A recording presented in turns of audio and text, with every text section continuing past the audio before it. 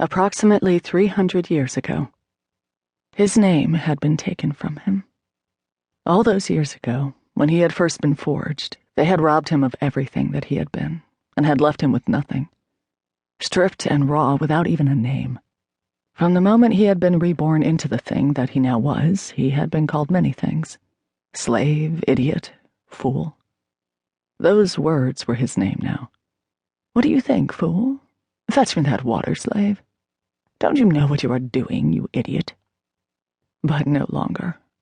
Tonight he would be free, one way or another, and he would not flinch from what it would take to grasp that freedom, whether it be actual escape or whether it be death.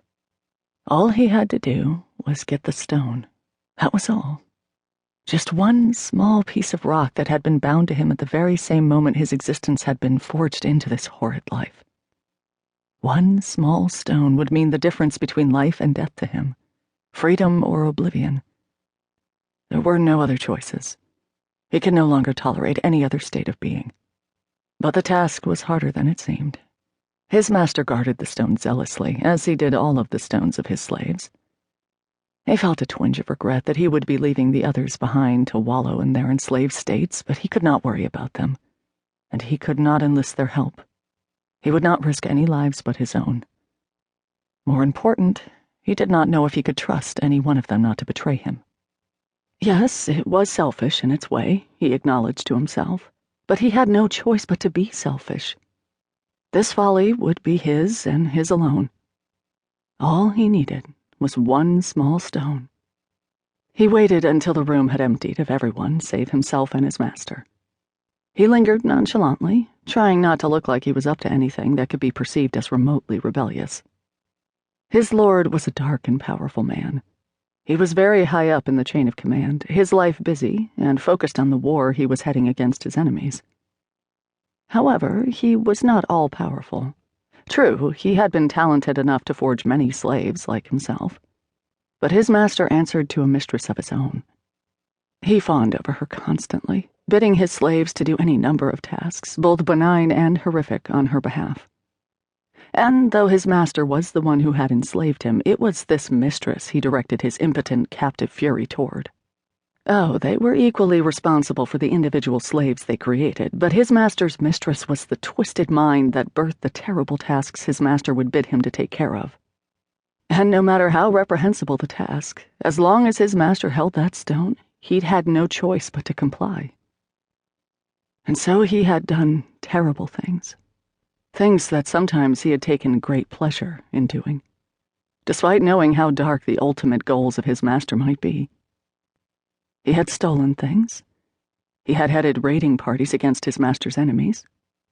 He had committed cold-blooded murder. And the night he had realized that he was beginning to take delight in these murderous tasks was the night that he began to see how reprehensible he himself was becoming. He could only blame his master to a point, but he had gone above and beyond the duties outlined to him, and he had taken pleasure in it all. He had gone from being a man enslaved and despising his captor to a true and loyal servant who took pride in the way he accomplished these dark, vile deeds. He had truly become a disgusting reflection of his master. He had so much penance to pay for his deeds that he probably didn't even deserve freedom.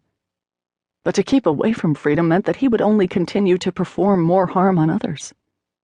He would continue to descend into damnation, and that he could not abide.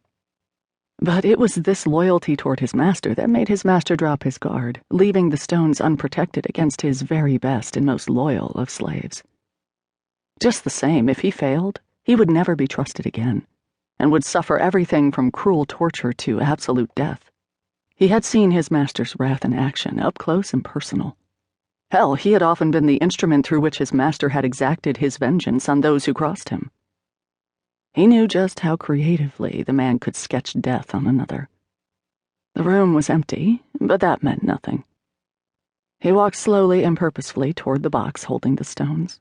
A simple wooden jewelry box with blue velvet lining and a high polish that made the wood gleam.